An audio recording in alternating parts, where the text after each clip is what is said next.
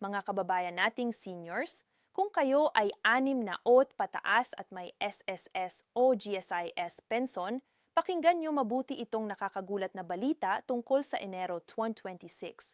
Mayroon na kasing 7 mahalagang pagbabago na maaaring tumaas ang inyong pensyon, pero maaari rin na may mabawas kung hindi ninyo alam ang tamang proseso.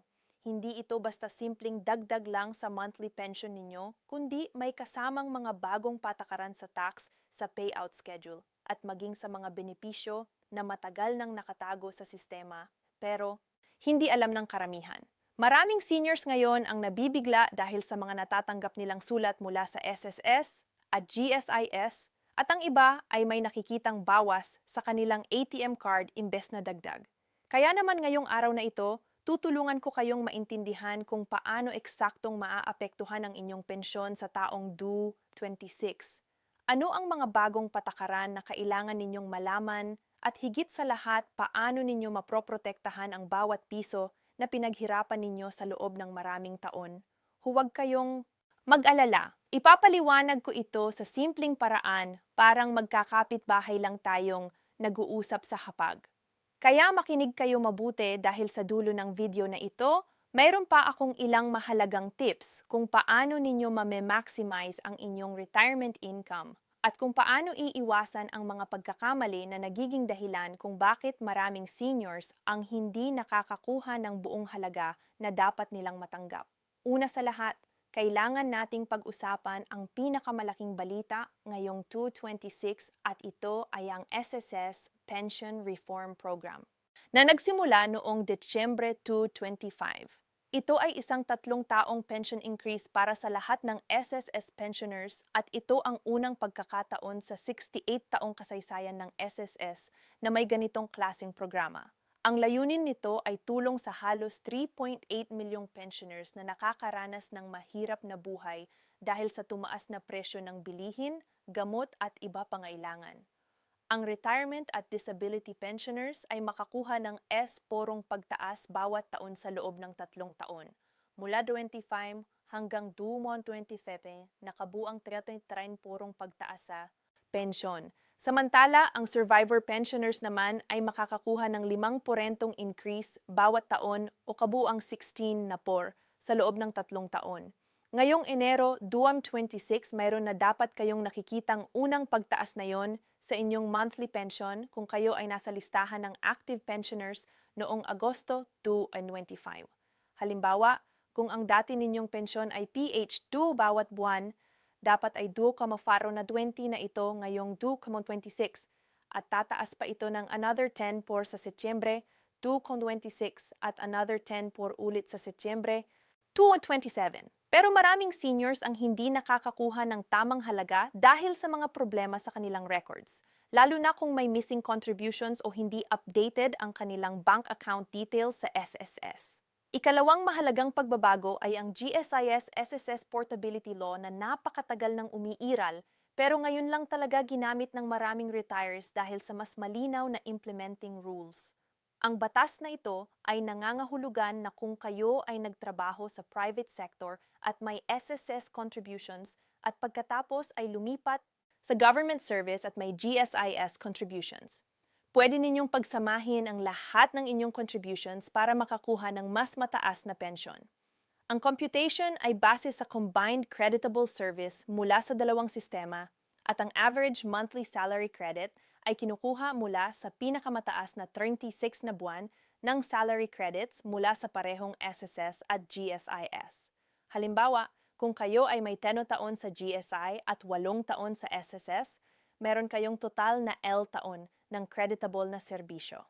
Ang pension formula ay depende kung saan kayo mas nakinabang, pero ang importante ay hindi na masasayang ang inyong contributions kahit lumipat kayo ng sektor. Maraming retires ngayong 2026 ang ngayon lang nalalaman itong option na ito. Kaya kung kayo ay may history sa both private at government work, kailangan ninyong mag-apply specifically for portability benefits. Pumunta kayo sa nearest SSS o GSIS office at dalhin ninyo ang Certificate of Total Contributions mula sa both agencies. Dahil kung hindi ninyo gagawin ito, ang pension ninyo ay computed separately lang at mas maliit ang makukuha ninyo. Ikatlong pagbabago na dapat ninyong malaman ay ang GSIS Christmas Cash Gift Program na nag-expand ngayong 2025 para isama ang pro-rata pensioners at portability law pensioners. Dati kasi ang mga taong ito ay hindi kasama sa cash gift distribution pero ngayong taon dinagdag na sila sa listahan. Ang cash gift ay equivalent ng 1-month pension o WOZO zero kung alin ang mas mababa. Pero maraming pensioners ang excluded pa rin dito, lalo na ang survivorship at dependent pensioners at ang mga pumili ng 5-year lump sum option na ang pension ay magsisimula pa lang after December 2025.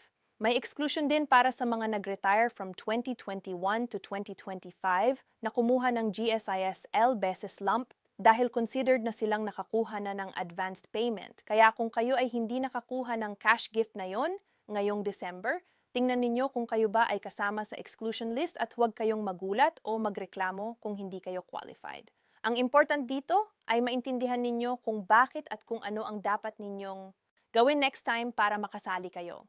Ika-4 na pagbabago ay ang bagong patakaran sa pension verification at proof of life requirements.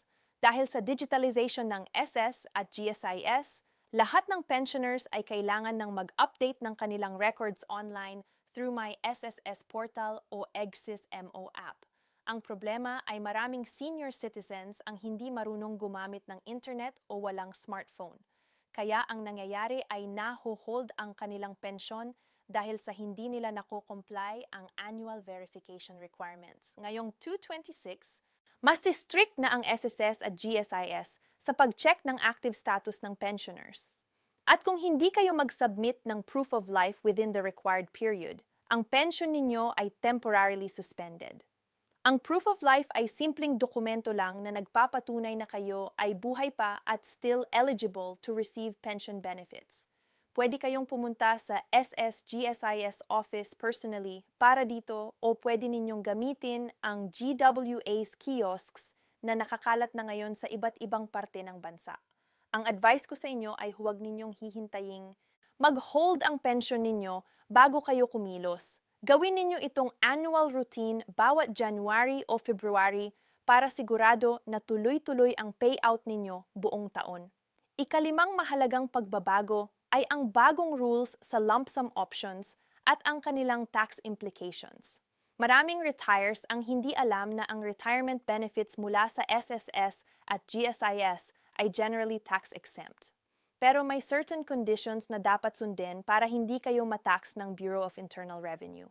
Kung kayo ay pumili ng L buwang advance, lump sum option sa SSS o ang 5 taon o L buwang lump sum sa GSIS, ang amount na ito ay dapat declared sa BIR kung lumalampas ito sa threshold lalo na kung kayo ay may ibang income sources pa. Ang problema ay maraming seniors ang hindi nag-declare at nahuhuli lang sila later on na may tax liability pala sila. Sa 2.26, mas strict na ang coordination between SSS, GSIS at BIR dahil sa computerized system. Kaya mas madali na nilang makikita kung may discrepancy sa inyong tax filings. Ang advice ko ay mag-consult kayo sa tax professional kung kayo ay kumuha ng malaking lump sum ensure ninyo na wala kayong problema sa BIR later on. Ang retirement benefits ay dapat tax-free. Pero kung may questionable transactions o hindi properly documented, maaari kayong ma-audit at makakuha pa ng penalties. Ika-6 na pagbabago ay ang updated payout schedules para sa SS at GSIS pensioners. Ang SS pension ay traditionally released based sa last digit ng inyong Social Security number, usually between the 1st to 15th of the month para sa SSN ending in 1 to 4 at 16 hanggang 31 para sa SSN ending in 5 to 6. Pero dahil sa dagdag na pensioners at sa bagong system, may mga delays minsan lalo na kung may holidays or weekends. Ang GSIS naman ay traditionally releases pension every 8 of the month pero pwede itong mag-shift depending on banking holidays. Ngayong 2.26, ang advice ng both agencies ay i-enroll ninyo ang inyong UMID card bilang ATM o mag-register ng preferred disbursement account sa disbursement account enrollment module sa MISE para automatic ang credit ng pension ninyo tuwing release date. Huwag ninyong aasahan na manually ninyong kukunin pa ito sa over-the-counter dahil priority na ngayon ang electronic disbursement para mas mabilis at mas secure. Kung kayo ay may problema sa inyong bank account, may hold sa inyong pension, Dapat kayong lumapit agad sa SSS o GSIS at ayusin ninyo ito bago pa dumating ang next release date para hindi kayo magutom o mahirapan sa gastusin. Ikapitong at huling mahalagang pagbabago na madalas na nakakalimutan ng maraming seniors ay ang hidden benefits na available sa SSS at GSIS pero hindi alam ng karamihan. May funeral benefit pa rin na PH1000 to PH1000. Depending on your program, may sickness benefit kung kayo ay magkasakit at need ng hospitalization at may disability benefit kung kayo ay permanently disabled at hindi na makapagtrabaho. Maraming pensioners ang hindi nag-claim ng mga benefits na ito dahil hindi nila alam na entitled sila o hindi nila alam ang proseso ng pag-file. Ang advice ko ay pumunta kayo sa SSS or GSIS office at magtanong tungkol sa lahat ng benefits na available sa inyo para hindi kayo magsisi later on na may hindi pala kayong na-claim na dapat ninyo pa sana natanggap. May mga cases din na ang surviving spouse ay hindi alam na entitled sila sa survivorship pension after the member dies. Kaya ang pera ay nananatiling unclaimed sa system. Huwag kayong mahihiya na magtanong at mag-follow up dahil yan ay karapatan ninyo bilang pensioner at contributor ng sistema. Ngayon naman, pag-usapan natin ang mga practical tips kung paano ninyo maproprotektahan at mami-maximize ang inyong pension sa 226. Una, kailangan ninyong regular na i-check ang inyong contribution record sa MySS o EGSIS mo para ma-ensure na lahat ng inyong trabaho ay na-record properly. Kung may missing contributions, kailangan ninyong lumapit sa SSS or GSIS at ipakita ninyo ang inyong employment records, payslips at ITR para makredit ito.